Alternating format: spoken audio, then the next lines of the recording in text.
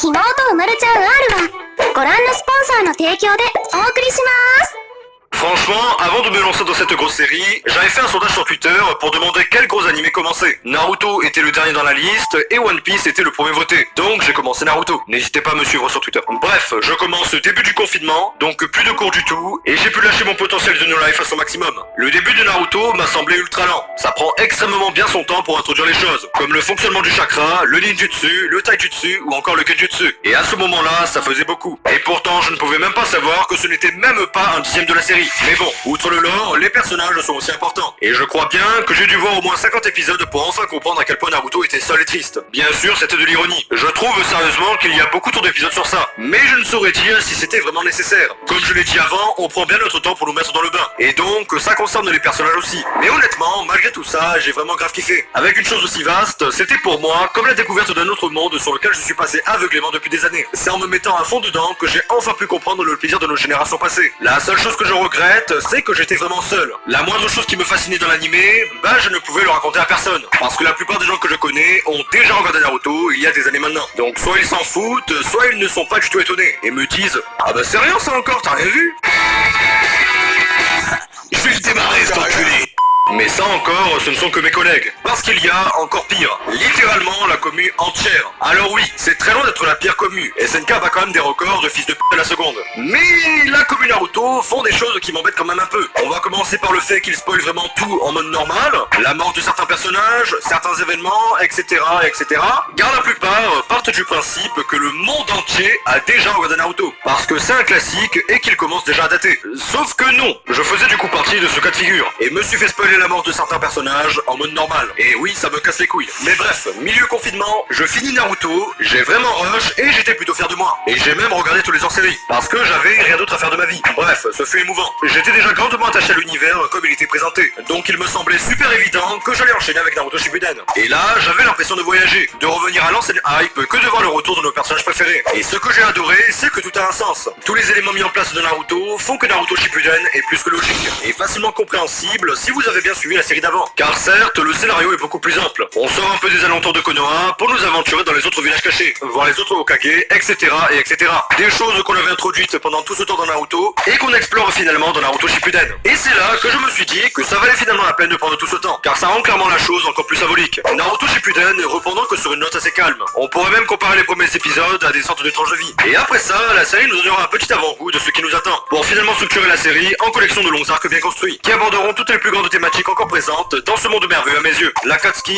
le pont Uchiwa, l'histoire des Hokage, etc. etc. Et ce fut vraiment un pur kiff. Je pense que ça fait vraiment ultra longtemps que je n'ai pas autant eu l'envie d'enchaîner les épisodes. Il pouvait m'arriver des fois de commencer à regarder à 14h et finir à 4h du matin. Pour certains des plus no life de nous, ça ne sera sûrement pas grand chose. Mais pour quelqu'un comme moi, c'est clairement un truc de fou. Plus on avance et plus ça devient bien poignant. Et tout le long de mon visionnage, j'ai pu remarquer pas mal de choses. Tout d'abord, c'est le détail qu'il y a dans l'histoire profonde. Son fonctionnement qui régit aujourd'hui comment tout arrive à avancer. C'est vraiment l'un des seuls animes shonen que j'ai pu voir qui détaille autant le fonctionnement de son monde. À commencer par le chakra, d'où il vient, comment il est produit et à quoi il sert. Toutes les techniques qu'utilisent les personnages ont été expliquées. Et c'est ce nombre de détails qui font que l'immersion est parfaite. Un peu comme dans le Horizon. Car cette quantité de détails est si impressionnante que ça donne l'impression d'être dans le truc. Sans pour autant faire un épisode entier qui ne fait que expliquer ça. La dose de détails donnés permet d'en apprendre plus sur tout ce qui nous entoure. Sans forcément avoir l'impression que ce sont des éléments rajoutés pour approfondir le scénario. Une autre chose, outre les vastes mondes, c'est les thèmes abordés. Certainement, tout le monde sait que Naruto n'est pas un tranche de vie. Mais pourtant, à certains moments, on dirait clairement que oui. Et ça, c'est en fait du fait que l'anime parle littéralement de tout. De par tous les thèmes abordés, on finit par avoir une petite touche de presque tous les genres. En plus de pouvoir donner des leçons de morale, qui sont pour la plupart pas mal. On va voir ici la vraie nature humaine, la discrimination, le harcèlement, le sacrifice de soi, la différence de perception, le bien, le mal et leurs limites. Et tout ça, sans jamais vraiment faire partir cette touche shonen qui est grandement atypique de la série. C'est parce qu'elle est là qu'on sait qu'on regarde Naruto. Même si les événements qui s'y passent divergent un peu de ce qu'on a l'habitude de voir depuis le début. Et dans tout ce tumulte, il faudra également parler du foreshadowing. Car clairement, c'est aussi un truc de fou. Dès le début, certains éléments mis en place se relatent évidemment dans la fin de la série. Mais à ce moment, c'était impossible de le dire. On ne pouvait que supposer, les analyser, mais sans savoir exactement quel impact ça aura plus tard dans la série. Les nombreux flashbacks aideront beaucoup le spectateur à se rappeler de tout ça, et à faire des liens sans trop de difficultés. Hélas, je pense personnellement que des fois, il y en a un peu trop. Mais pour un animé avec autant d'épisodes, ça reste assez legit. Mais quand je vous avais dit que Naruto touchait à tout, c'est vraiment le cas. Car même si ce n'est pas directement axé sur ça, les combats sont vraiment de toute beauté. Ne serait-ce que de par son animation de malade, ou simplement de comment il est rythmé. C'est tous ces lots de techniques qui permettent justement à l'animé d'exécuter des combats ultra dynamiques, mêlant parfois du pur corps à corps avec le taijutsu, des combats stratégiques avec l'intelligence d'autres personnages, ou des combats de longue portée avec du ninjutsu ou du genjutsu, ou encore même parfois un mélange homogène de tout ça. Et c'est un grand plaisir que de regarder tout ça. Je ne parlerai même pas du nombre d'AMV que j'ai pu voir glorifiés par des combats de Naruto, car même si tout ce qui fait un bon combat est réuni, ça n'empêche pas la série de jouer sur d'autres aspects, car il y a les combats idéologiques, et donc ils sont un poil plus pertinents quand on les voit, comme Naruto vs Sasuke qui est vraiment devenu mythique, et qui prouve que la bagarre va souvent plus loin que de simples coups animés. Je regrette parfois que la volonté de certains antagonistes soit si faible qu'ils rejoignent directement le camp adverse, mais dans Naruto, toute la philosophie est là et propre à elle-même. Certains ennemis deviennent des alliés, et certains alliés deviennent des ennemis, et aussi gnognou que cela puisse paraître, des fois ça fait plaisir, en plus d'être assez logique. Mais tout ce que j'ai cité avant n'est conduit que de par les personnages, qui ont tous une personnalité, des aspirations, des motivations et objectifs qui leur sont propres. Ici, je pense qu'il y a largement assez de personnages développés pour au moins trouver un qui vous ressemble, ou avec lequel vous pouvez vous assimiler. Pour le plus grand bien de nos yeux, nous suivrons tous ces personnages, essayer d'atteindre leur objectif avec des tonnes de murs et d'épreuves qui mettront leur motivation, leur moralité ou philosophie de vie être remis en question.